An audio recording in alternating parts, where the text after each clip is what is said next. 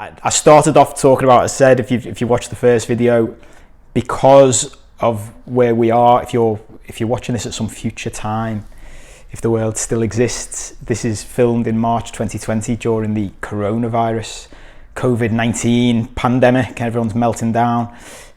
And I did the first video about fear because I think this stuff about human emotion and human behavior and psychology is more important at the moment than any of the other stuff about business or careers that I would have started out with usually. So I want to carry on that path. But as I was reflecting on and thinking about what videos, what podcasts, what topics would be most useful, the one thing that I would have started with generally, I've decided we should still talk about early on, because in my experience, it all comes back to this topic. No matter what we talk about in the future, from a practical perspective, everything comes back to this, and I'll always be referring to it. So we might as well talk about it properly now, and then we can talk about all the other stuff on top of it and go from there. So the whole topic of this, the whole point of this episode is taking responsibility and the importance in your life of taking responsibility. So this goes back to the big turning point in my life for this. There's a few different things that built up to this, but the big one was, if you've watched my origin story, you'll have heard me talking about the businesses that I grew and times in my life when it was quite dark and I was depressed and suffered with suicidal thoughts and things like that. And I reached a point a few years ago where I was lying in bed one night, suffering with insomnia like I always did, completely miserable, unhappy in my life. And I remember lying there thinking, I've done this. I've built this thing. I've built this prison. That's how it felt. I felt trapped. I don't know whether you've ever felt like that. Maybe you feel like it now. I felt trapped in a prison that I built, and I was lying there thinking, how have I done this, dickhead? Like, how have you fucking managed to go from a career that you felt trapped in to leaving that and escaping, and then building a bigger prison around you that you've built? No one else has built it, you've built it. And I was obviously feeling a bit sorry for myself at the time, maybe a lot sorry for myself. And there was a huge element of sort of, when I look back now, and this has never been me generally, I've always tried to take responsibility and do things, but an undercurrent of blaming other people. When you're blaming other people, that's very much a victim status thing. So I wouldn't have acknowledged that at the time, but doing things like blaming my wife, blaming my employees, blaming my clients, blaming web developers, blaming contractors who worked for me for the problems that I was experiencing. And I was lying there thinking, but if I take responsibility for all this stuff, full responsibility, not holding back, not saying, well, this is my fault, and because I would do that, Joe, I would take responsibility for stuff even back then, but there would be caveats, there'd be times I'd be like, no, but that's not my fault. If I took full responsibility and said, look, I built this prison, I've built every brick of it, every element of it is mine, what that means is it's in my control. I can take it down, I can build something else in its place. I remember it was like a light bulb moment, like a light bulb going off. And the next day started doing that and started taking full responsibility for everything. Whenever anything came up, I was like, right, in what ways is this my responsibility? What can I do to help it? What can I do to fix it? And what I realized was, and this is a big, big topic, we talked about this in the fear episode, things in our life of control versus non-control. So there's two aspects of this. One is, there are certain things we have no control over. And the key to the things we have no control over is to let them go, because we can't control them. They are, as far as our lives are concerned, they are almost random. So we just need to let those go and not worry about them. And then there are things we can control, and the things we can control, we can do something about.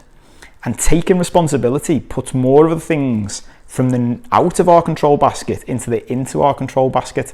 And it's an interesting one, because in my experience, I think we live in a society now, and this is built up over generations, where we don't like to take responsibility. Even the people, look around over the past few years, 5 to 10 years especially, Look around at our leaders in the Western world. Very few leaders, I'm struggling to think of any examples where you will get a leader who stands up in front of people and says, I take responsibility for this. It was my fault. I'm going to sort it out. I'm going to fix it. What everybody does is deflect and blame and point fingers, and we're almost trained to do that through not just blaming politicians, they're easy scapegoats sometimes, through our entire lives, from when we're little kids right the way through, because you learn. I love talking about childhood and the things you learn, because everything we do now as adults we learned from when we were a blank canvas when we were little kids. And when you get to the point where you think, when someone teaches you subconsciously that if you blame somebody else, you get away with it and that's good, it's like, well, that's an easy solution, isn't it? Let's do that. But what we don't realise when we're blaming other people for things throughout our lives is when you blame somebody else, you relinquish control. So when we're talking about these two pots, you put them more into the non-control point. So whilst in the moment it feels good, because you're like, oh, it's got nothing to do with me, it's them. Over the medium to long term, what's actually happening is you're letting go of any element of control over that situation, because it's them. It's on them. That's how the idea of putting yourself in a victim status is. It can be appealing, but it doesn't work in the long run, because it puts you in a place where you're helpless and sometimes hopeless, which is not a good place to be. And I see this as being a 3-step process. And where we start is this that I'm talking about. So we're blaming other people for things, and I like to compare it to blaming other people is a bit like drinking alcohol, taking drugs, eating cakes. In the moment, if we're feeling stressed, if we're feeling down, if we're under pressure, in the moment these things feel good. If we're eating a cake, it feels good. It's making me feel better. I feel like shit. I'm going to eat a cake. I'm going to have a drink. I'm going to take some drugs. I'm going to gamble. There's lots of different destructive behaviours that fit into this category. And in the moment, it might make you feel a bit better. But sometimes, especially when you become more aware of this stuff, it's not even just in the medium to long term. It's almost immediately afterwards. It can be the next day. Think about drinking. You get a hangover the next day. It's a depressant. It makes you feel worse. We talked about this in the fear episode. So you get this immediate buzz of blaming other people because it's like, oh, it's not me. But actually where that leads to is you feeling helpless, which isn't a good place to be. So we want to move away from that. We want to move away from blaming other people. But what we don't want to move into, which is a mistake loads of us make, and I definitely made this mistake, especially if you would describe and I would describe as an alpha type personality, if you're driven, if you're ambitious, if any of those types of words apply to you as they did to me, what you don't want to do is go from blaming other people to blaming yourself. And blaming yourself, the difference, this is it's almost a nuanced distinction, but blaming yourself and taking responsibility are completely different things. Blaming yourself is basically self-hate. So this is a really big topic which we'll probably talk about a lot more in the future, because I think self-hate is like a silent killer in society. It will, if you're anything like me, it can be affecting your life without you having any idea it's there. So I had no idea in the past, before I'd started down this path a couple of years ago. If you'd have said to me, do you hate yourself? I'd have said, absolutely not, no. I mean, my ego character would very much have come across and did that I loved myself but loved yourself, this is something else we'll talk about in the future. Definitely, I was chatting about this with a coach the other day. There's 2 levels of loving yourself. One is a very much egotistical, outward facing loving yourself, which is the loving yourself we talk about in society. Oh, they love themselves, and it's a negative thing. We talk about it like a negative thing, but there's a deeper one, a self-inward one, which is, do you love yourself? Do you like who you are? And this is the bit that we all miss, or we tend to miss if we're having problems. So I discovered through this whole process that I had massive self-hate issues. The drive, the ambition, the alpha side of me was all built on self-hate. It was all built on blaming myself for things. So I had these blaming others as part of the problem for some things, but then that was combined with blaming me and hating me for things. So to give you a quick example of this, I remember this was the end of 2018. So I'd already started seeing a therapist. I'd started to chat to a coach about healing from chronic illnesses. And I had a mate who was doing juicing. So juicing fruits and vegetables and drinking them. And there's a big movement. If you've never seen that world, it's a really fascinating movement. Fantastic. Look at things. There's a great documentary on YouTube called Super Juice Me. Have a watch of that with Jason Vale. Or on Netflix, there's one called Fat, Sick and Nearly Dead. And I got into this and I was like, yeah, this is great. I'm going to help. I'm going to heal myself from these illnesses by doing these juices. And I'm going to do a juice fast. And these two documentaries and all the stuff around them talk about this stuff. And I did a juice fast where, so all I did for 21 days, it was in around October 2018, all I did was drink juices and smoothies. I didn't eat any meals. You're allowed as part of these plans to have, like, if you were really, really hungry, you could have like one banana and you could eat it rather than sort of put it in your smoothie. And I got to the end of 21 days and I'd started working with this coach in America, and an exercise he gave me was observe your own thoughts for 24 hours. And this all coincided at the same time. So I'm doing this, I've been doing this juice fast for 21 days. So no food really, no meals for 21 days, 3 weeks. And I'm observing my thoughts. And one night I'm observing my thoughts for the first time. Most people have never done this. And I'd never done it before then. I was 38 years old. And I'm observing my thoughts. And my thoughts were basically, I can't believe you're not healed yet. Your mate who's done this was healed by now. He wouldn't have had that banana. It's because you had that banana the other night. So you've gone 3 weeks, but you've cheated, and you shouldn't have cheated. You need to do more. You need to work harder. You need to be stricter. You need to do this better.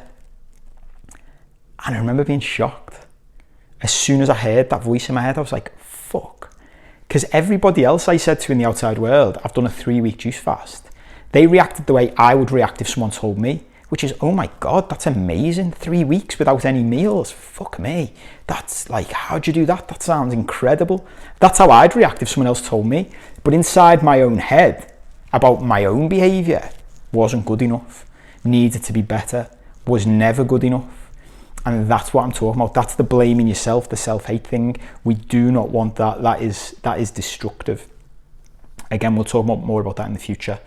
Tricks to get away from that and to make sure you're not hating the self-hate, which is a downward spiral. Where we do want to get to is taking responsibility. And the difference between taking responsibility and self-hate is it's empowering. You're not beating yourself up about things. You're being kind to yourself. You're letting things, you accept that these things can happen. We all make mistakes. We can try, we're going to fail, we're going to fall down, we're going to try again. But it's empowering. It's taking things from that basket of no control to the basket of control. And it's saying things like, okay, this thing has happened. In what ways am I responsible for it? Not in what ways am I a prick, not in what ways am I a bellend and should I beat myself up, but in what ways am I responsible? If I've got problems with my employees, in which ways are those problems my fault? If I'm having communication problems with people, in which ways are those communication problems my fault? Can I take responsibility? Arguments in the household, this will be a key one during coronavirus times when people are self-isolated. There's a couple of really interesting things to think about. One is a story I heard once about an MD who used to complain that he'd get too many emails, and this guy was working with him and he was observing his behaviour, and every morning this MD would send an email out to his entire workforce of 300 people every day, and every day all 300 people would reply. And the guy working with this MD went to speak to the employees and he said, how do you feel about this? And they said, we don't want this email. It's useless. It doesn't serve any purpose. But we all reply because we all feel like we have to reply, and if we don't, we'll get in trouble.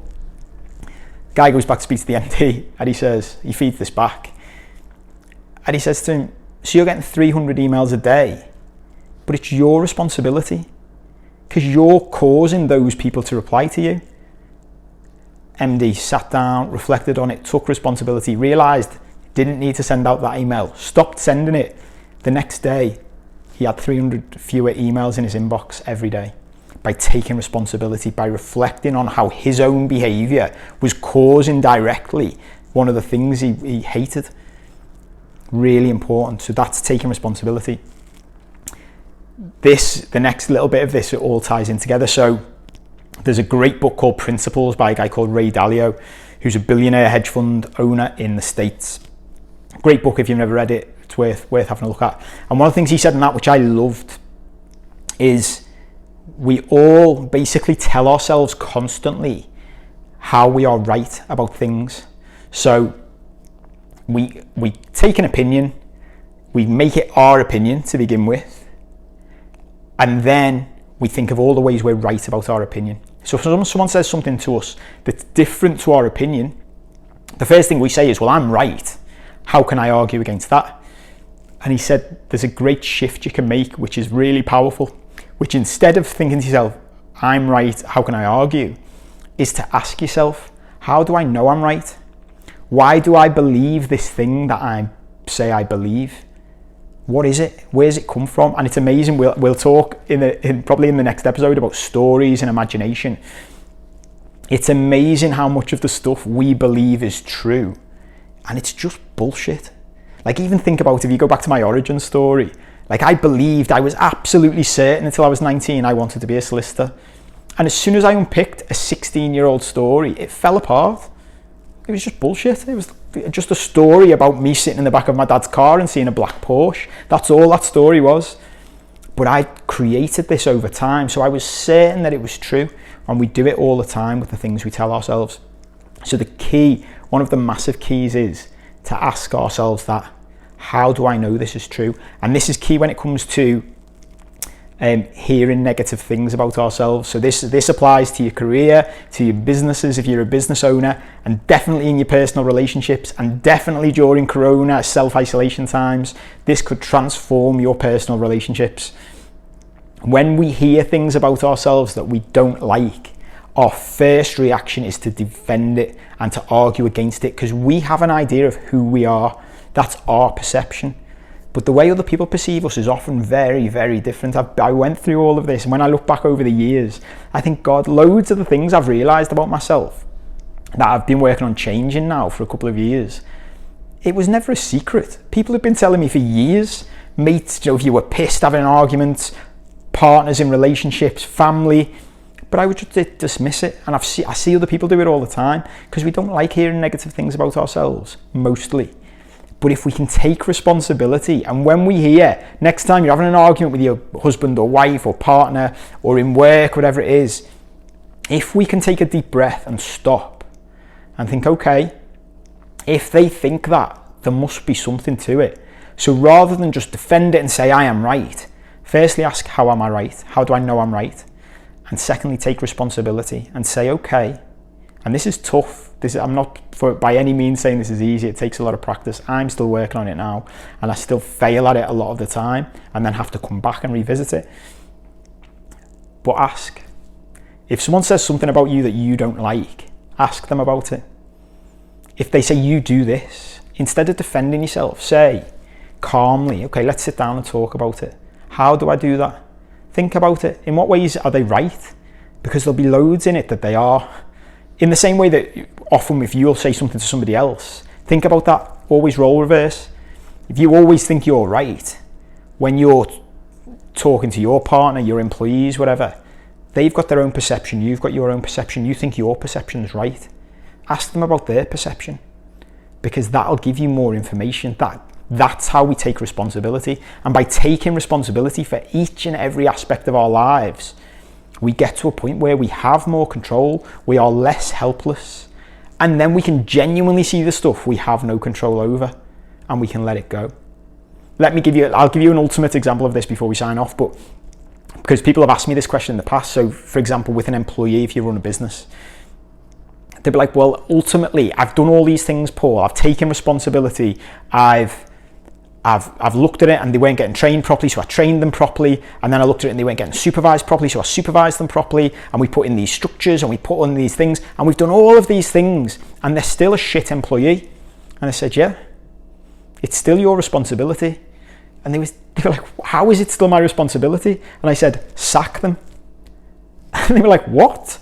And I went, you're the boss. If you've done all of these things and you can genuinely say you've done them and they're not up to scratch, or they don't do the role, or they don't fit in your company, which is more likely to be true, then it's your responsibility to sack them.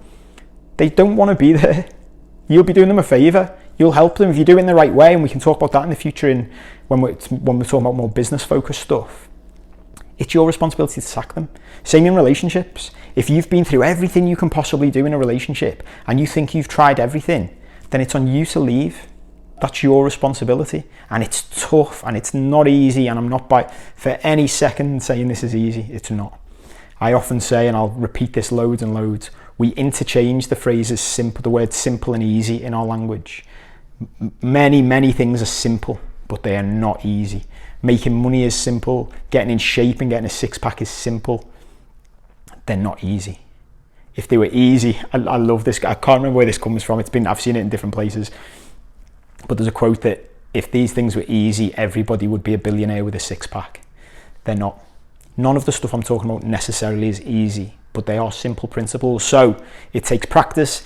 The first thing it does is to become aware of them and then take responsibility. That's the thing to practice. If you are watching this in March 2020, you might have loads of time on your hands to practice this stuff. So start thinking about it. Start writing stuff down. Start taking some time to just reflect rather than running around like a blue arse fly like we all usually do. Stop, slow down, take a breath, think about it. Have conversations with people. Ask how things are your responsibility. Find out. Be inquisitive, be curious. It will help. As I say, we will come back to this a lot. We will reference this a lot, taking responsibility. I hope that's all made sense. If you've got any questions, drop them in the comments. Contact me on social media. Contact me through the website.